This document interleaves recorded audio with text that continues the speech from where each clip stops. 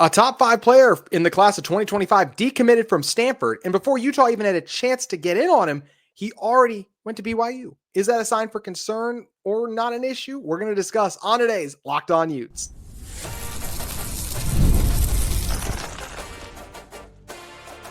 You are Locked On Utes, your daily podcast on the Utah Utes. Part of the Locked On Podcast Network, your team every day. Hello, everyone, and thank you for making Locked On Utes your first view and listen of the day. We are part of the Locked On Podcast Network, available wherever you get your podcasts, as well as on YouTube. If it's your first time listening to our show, make sure you like and subscribe. Today's episode is brought to you by 5-Hour Energy.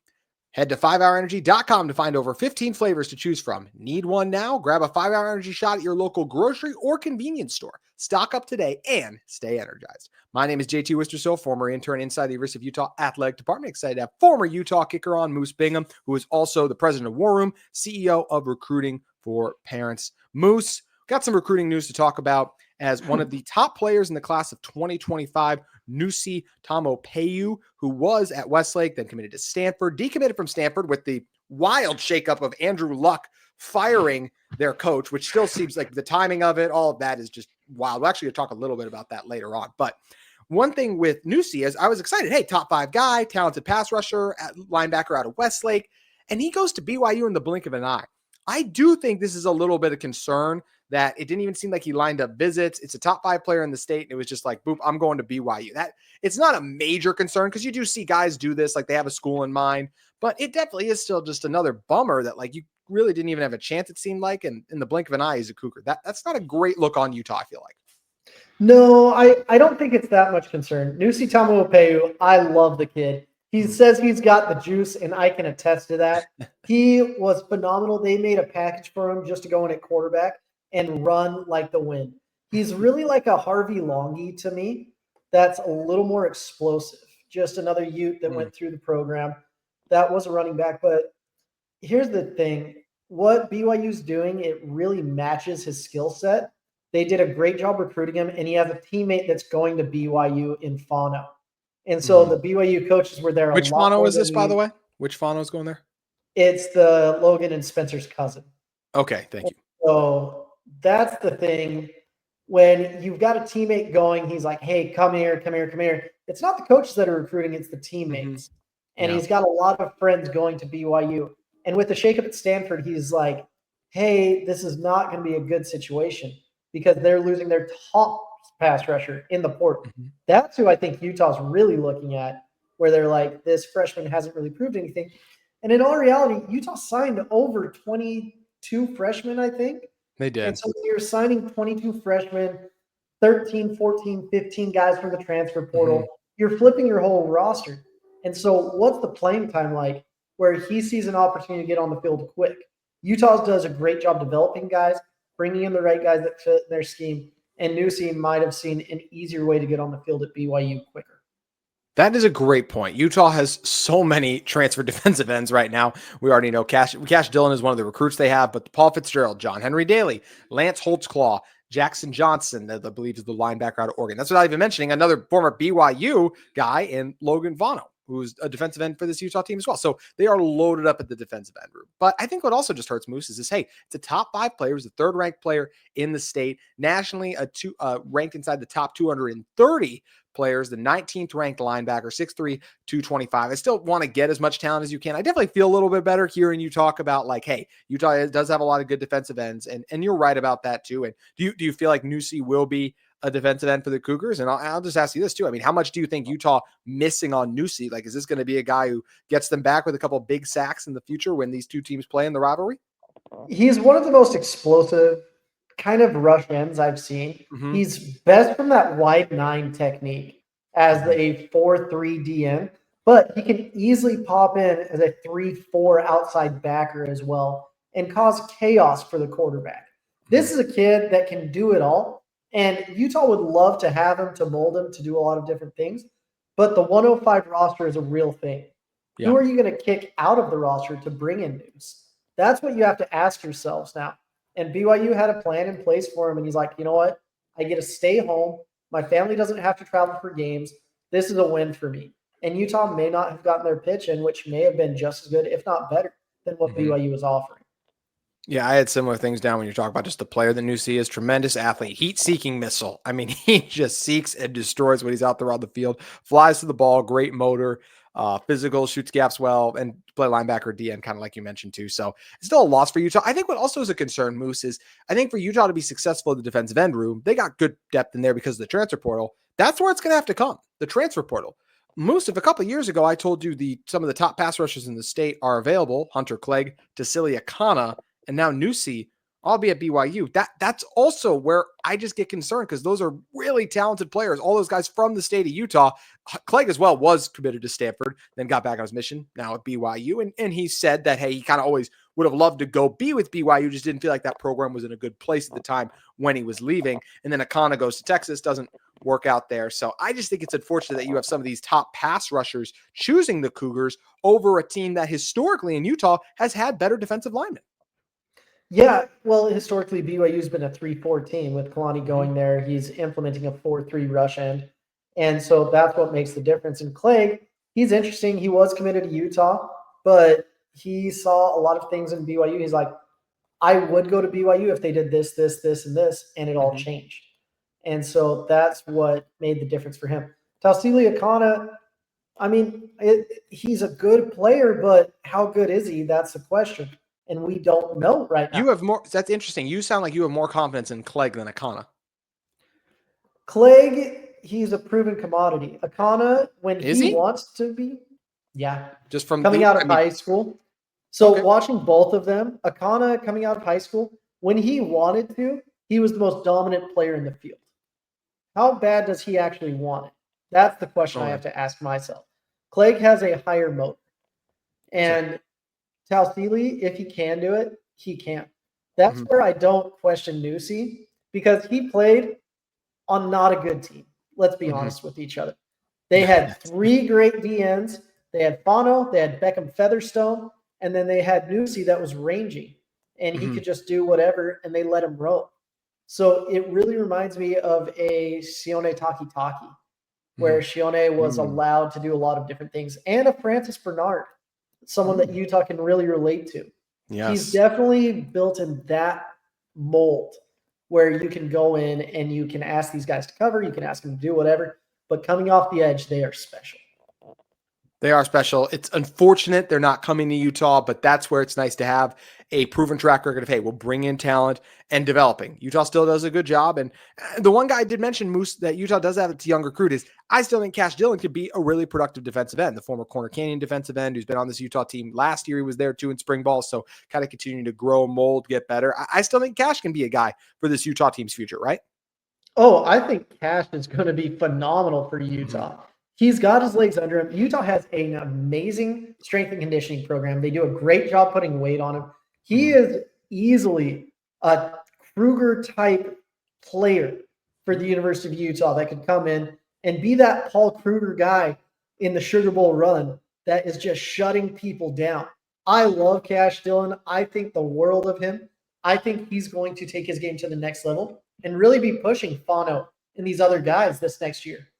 That'll be awesome. And then I think if he's pushing them this year, then next year you can expect him to be a huge contributor when a lot of these veterans are moving on after. But we've talked about mentioned veterans right there. I want to focus, Moose, on the 2025 class again, because it as Nusi became now the most recent and final domino to fall. So we are going to be looking at the 2025 recruiting class, giving our thoughts. If some of the trends are positive, concerning for Utah, how they made out, we'll be diving into that in one moment. But first, today's episode of Locked On Utes is brought to you by our friends at Fabric. Life moves fast, especially when you have a family. One day, you're watching your kids take their first steps, and before you know it, they're off to college. That's why securing their future is so important. Fabric by Gerber Life makes it simple to get term life insurance that fits your family's needs. With Fabric, you can apply for term life insurance online right from your couch. You could be covered in under 10 minutes, and in many cases, no health exam is required. There's that peace of mind it provides, too, for parents. If you want to make sure your family is financially protected no matter what happens, Fabric gives you that peace of mind. It's also that affordable coverage. You can get $1 million in coverage for less than $1 a day, so protecting your loved ones doesn't have to break the bank. It's also beyond life insurance. insurance. Fabric also offers free digital wills and access to investment accounts to help you plan for your child's future. Join the thousands of parents who trust Fabric to help protect their families. Apply today in just minutes at meetfabric.com/lockedoncollege. That's meetfabric.com/lockedoncollege. And once again, you can go over policies issued by Western Southern Life Assurance Company, not available in certain state, prices subject to underwriting and health questions. You can head over and join just minutes at meetfabric.com/lockedoncollege. That's meetfabric.com/lockedoncollege to see what Fabric has to offer today. Today's show is also brought to you by Prize Picks. Baseball season is in full swing, and there's no better way to get on the action than with Prize Picks, the best place for daily fantasy sports. With Prize Picks, you pick more or less on at least 2 player projections. And if you're right, you can win up to 1,000 times your cash, whether it's strikeouts, RBIs, or first inning runs. Prize Picks keeps every game exciting. Building your lineup is super easy. This week, I'm picking Aaron Judge for more than 1 home run. And we know with the Yankees bats right now, that's probably going to hit. And Shohei Ohtani for more than 1 stolen base. It's that easy.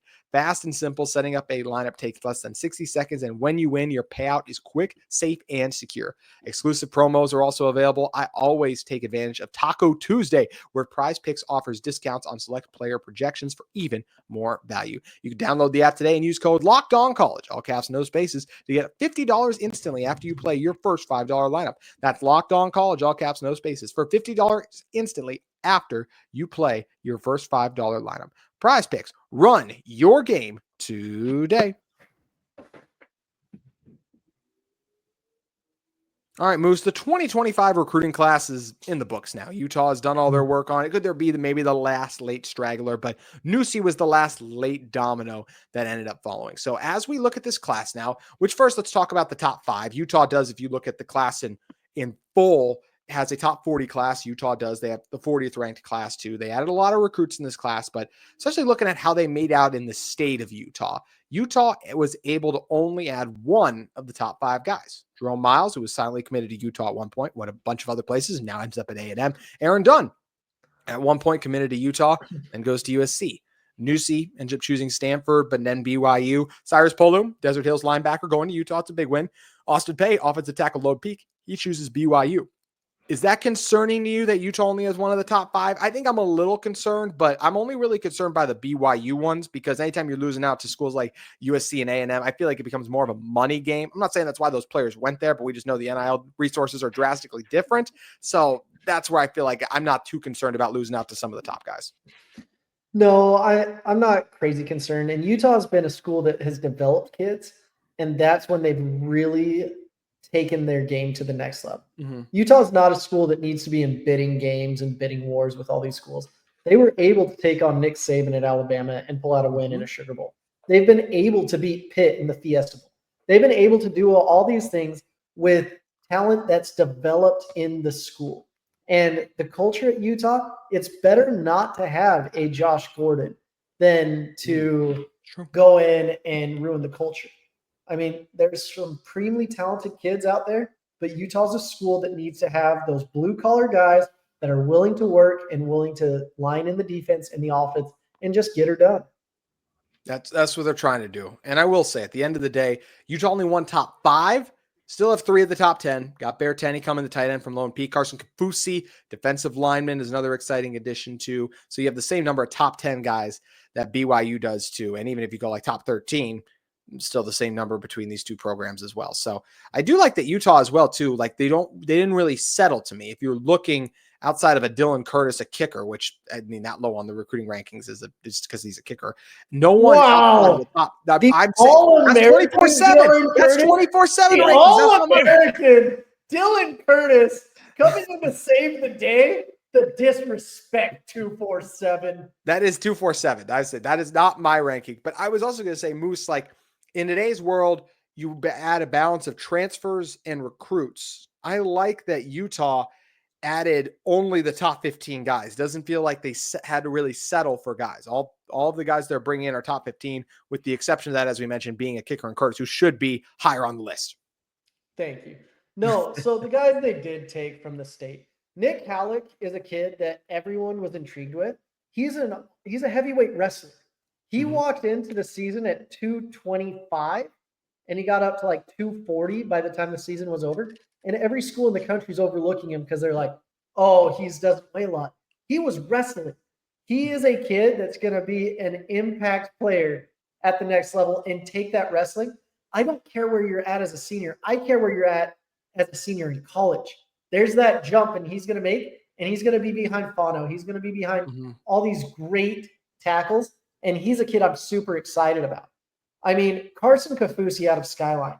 He's a kid that would have been, honestly, a high 4-star if he played a senior season. Yeah. He got hurt going into a senior season. And he's a kid that still had offers from BYU, from Washington, from Arizona. And he's like, you know what? I want to stay in the state. Coming in, he's phenomenal. I think he's the next big 3 tech. You're looking at a Starlo Tulele type player in Carson Kafusi. I think he can do everything and then some. Cyrus Polu, he was playing on a bad team. I mean, Desert Hills wasn't doing a lot of things last year, and he was still making a massive impact on both sides of the ball. He's a kid that can do it all. Any camp I went to, Cyrus Polu, every coach, it almost broke their neck checking this kid's film out, doing everything out. They're like, whoa, who is that? And now he's a kid that at the University of Utah, you're going to see him really flourish. I can see him playing safety. I can see him playing linebacker. He's a guy that can rush the passer. He can do everything on the defensive side of the ball. And then everyone's favorite, Dylan Curtis. He had NIL opportunities to other schools. I mean, that's the truth. I had more schools calling me about Dylan Curtis than any other recruit in the state, as odd as that is. A kid that can kick 70-yard field goals. A kid that can kick the ball out of the end zone every single time. That's who you want on your team. And he's already ingrained in the Utah culture. He's already going to spring ball. There's so many things. And what I love about Utah is they're making him earn his spot as well. Yeah, he's only got one other guy for competition, so we'll see how he ends up. If he is able to win it right away, it'll be interesting. But either way, sounds like we'll see him early. Do want to ask Moose another question about this class, though. Today's show is brought to you by 5 Hour Energy. With 5 Hour Energy, it gives you that extra boost to help you get through the day. I don't know about all of you, but daylight savings snuck up on me yet again. And if you're feeling that lost hour of sleep, 5 Hour Energy has your back. The extra sunshine means more time for fun, but sometimes you need a little boost to power through. Whether you're staying up late watching the NCAA tournament, squeezing in a round of golf after work, or just trying to keep up with your busy day, 5 Hour Energy gives you that quick, refreshing pick-me-up whenever you need it. The basketball madness is here, and I don't know about all of you, but I've been trying to stay up late watching the tournament action, and 5 Hour Energy helps me keep up the next day. It's also the extra daylight, extra activities. With longer days, I love getting outside for a hike or a run. Tropical Burst is my go-to for a quick boost. It's also the on-the-go convenience. Whether I'm at a game or traveling, 5 Hour Energy is easy to grab and keeps me feeling refreshed. You can head to 5hourenergy.com to find over 15 flavors to choose from, including watermelon, blue raspberry, and peach mango. You can even build your own 12-pack or 24-pack delivered right to your front door. Need one? Grab a 5 Hour Energy shot at your local grocery or convenience store. They're everywhere. Stock up and stay energized with 5 Hour Energy. You can find it at 5hourenergy.com or your local grocery or convenience store today. Today's episode of Locked On Utes is brought to you by the Salt Lake Bees, and who better to have on than to talk about the Salt Lake Bees and the voice of the Bees and Tony Parks. Tony, it's such a fun season with the Bees have coming up. The Salt Lake Bees have a brand new hive. Experience the thrill of America's favorite pastime at the ballpark at America First Square in downtown Daybreak. Opening day is Tuesday, April 8th. Can kick off the season with giveaways, family fun, and professional baseball in an all-new setting. Figures to be a great year, right, Tony? Oh, it does. And there's no place like first place, and there's nothing like a first-class experience. And that's what you're going to get with the Salt Lake Bees, especially with all the fan-friendly pricing and all the fan-friendly events. Oh, so many events. I mean, this season, the Bees are bringing more than just baseball. They're bringing an unforgettable experience for every type of fan, including the firework and drone nights that light up the sky all season long. Bark in the Park, where you can bring your dog to the game for 9 special games. Themed events like Superman Night and Cowboy Weekend. Sunday brunch at the ballpark. Every Sunday home game. Plus 3 Abejas nights celebrating culture and community. Single game tickets are on sale now. You can visit slbs.com for tickets and the full season schedule with wallet-friendly pricing, premium seating, and family zones. There's a seat for every fan at the ballpark at America First Square. Visit slbs.com and join the Bees this season. Tony, It's going to be a lot of fun. Bark at the Park food. Can't ask for much better than that. Well, I live in a neighborhood where you can take your dog anywhere. So that's always good. That Sunday brunch, by the way, is money. 5 stars from anybody who's ever been there. Ooh, make sure you guys head out and check it out yourself when the bee season gets underway in daybreak. April 8th, head over to slbs.com to get your tickets today. We are just one day away from the Final Four, and if you want to know how all the games are going to play out, you have to check out the Bracket Breakdown. The NCAA tournament is here, and so is the Bracket Breakdown. Locked On Podcast Network and Amazon Fire TV channels are teaming up to deliver NCAA tournament coverage like never before. Watch studio shows featuring former players and Locked On's local experts as they guide you through every upset, buzzer beater, and bracket matchup. Stream it all for free on Amazon Fire TV channel. Search Bracket Breakdown to see it all for free. It's your team every day.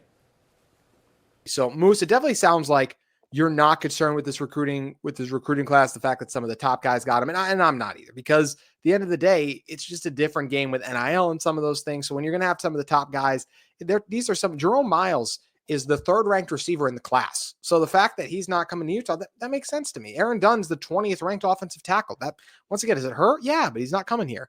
Darius Afulavu is a top 50 interior offensive lineman nationally.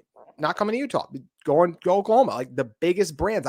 In today's era, when you lose the top guys, I can't be as frustrated unless it's to teams competition. BYU, absolutely. Those are ones where it's like, hey, you want to beat out BYU. They're in your conference, but the resources are at such a disparity. I'm just not going to go crazy when we see some of the top guys choosing bigger programs, Moose. No, and honestly, Jerome Miles, he's underrated at 3, to be honest. He's underrated. Wow. I've never seen a kid play like he did against IMG. I mean, Aaron Dunn was really good. Aaron Dunn going both ways in the state title game. That was impressive. But if Utah wants to be on that level, they have to financially go to that level. Yeah. And I don't know if they want to. Yeah. Honestly, if the fan base, if everyone is really willing to go all in on that, and that's kind of a tough thing. But what I do know, I know Whittingham is an incredible coach. I committed to him out of high school. I think that he can bring the level up where you will get those guys in the future.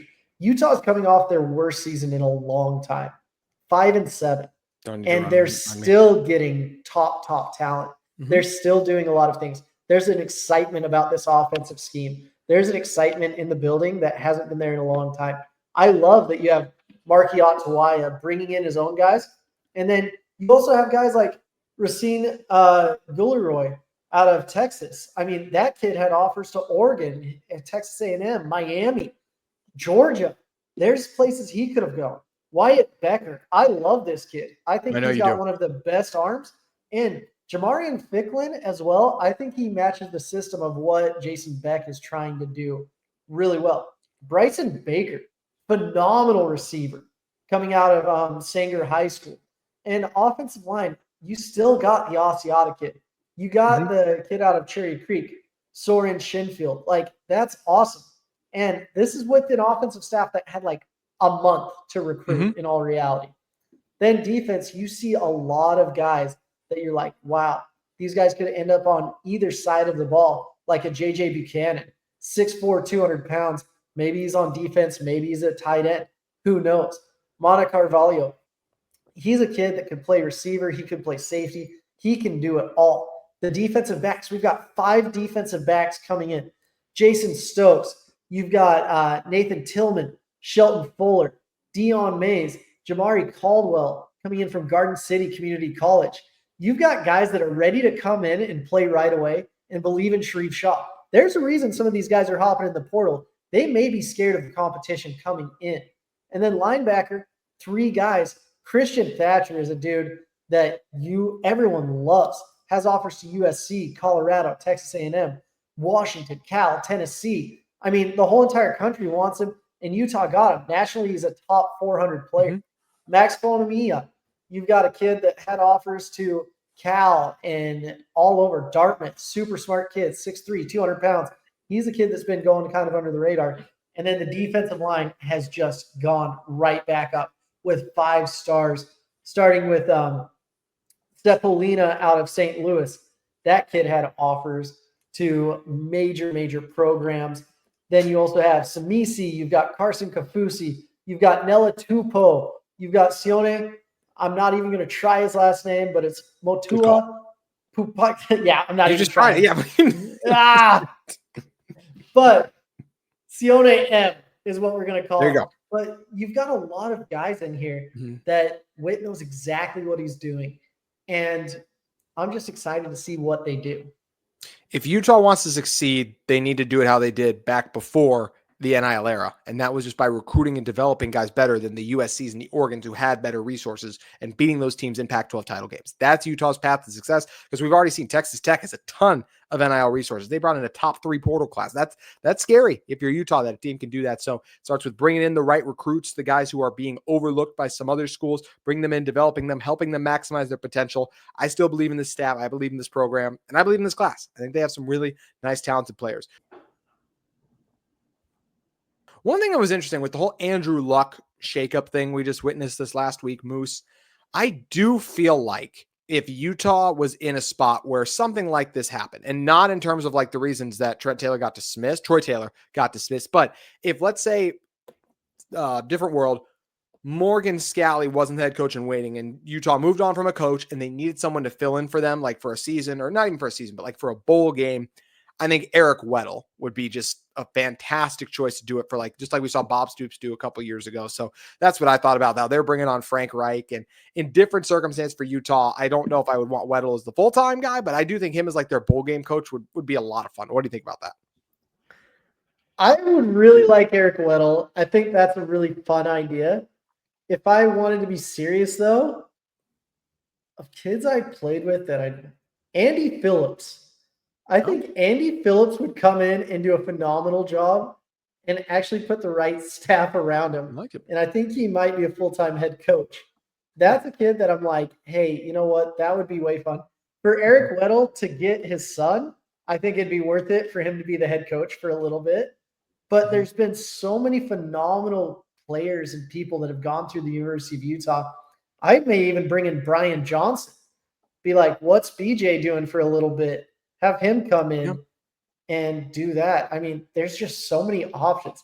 That's what's great about the University of Utah. You've had so many great people. But Eric Weddle, I love the idea of Eric. I think he'd do a phenomenal job. He's coaching at high school right now, so he'd be in the thick of things, doing everything. And so I think he'd be ready to go. So let's just give him a holler and get him ready and prepped to come right on in. You know, like you said, it's not going to happen because of the Morgan Scalley stuff, but it's fun to think about what could be. Moose, you're the best. Thanks for making the time to come on. Always. See you, JT. See ya. That's going to do it for today's Locked On Utes. Make sure you guys check out Locked On College Basketball and the bracket breakdown as they get you prepped for the March Madness games. Hope you enjoy one last weekend of madness, and we look being back with you next week as we cover all the latest in Utah athletics.